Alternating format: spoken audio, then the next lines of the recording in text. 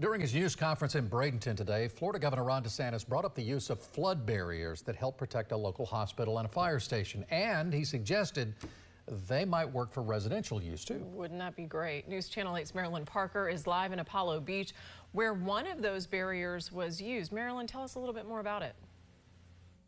Yes, so the governor said it worked over at the hospital, and we got surveillance from across the street to show this fire station. It didn't look like the water actually got high enough to get inside the building, but let me tell you, this street was flooded without a doubt. We had one neighbor tell us that he had 2 feet of water inside his house. These residents are saying a barrier in their neighborhood or just around their individual homes could have definitely made a difference for them. If they had that, I don't think they would have had water damage in those homes. Florida Governor Ron DeSantis says the state is planning to test flood protection devices after seeing how they worked in places like Manatee Memorial Hospital and an Apollo Beach fire station. And honestly, that probably is something that could work for residential homes as well. A company who makes Tiger dams explains how it works.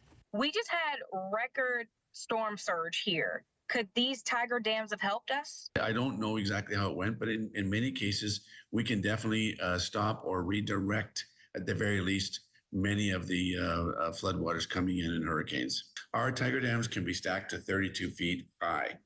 There's a lot of pressure on them. That's why we built in a pyramid shape, and we anchor them in and they engineer them into place. He said depending on the height and distance, they cost anywhere from $1,000 to $5,000 and can be purchased online. Still not into my house or in our houses yet. Michael Shuga showed us the barriers at the fire station from his Ring doorbell. He says there was 14 inches of water outside his door.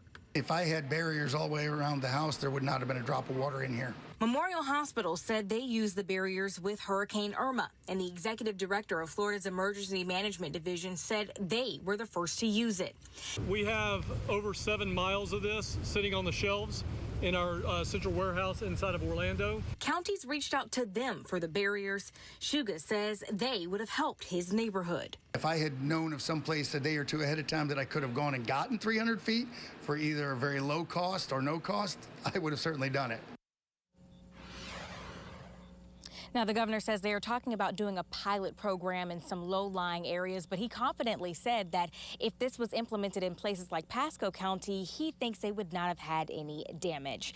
Now, he also said he thinks this could be cost-effective because you would avoid damage and not have to file any claims. We're live in Apollo Beach tonight. Marilyn Parker, 8 on your side.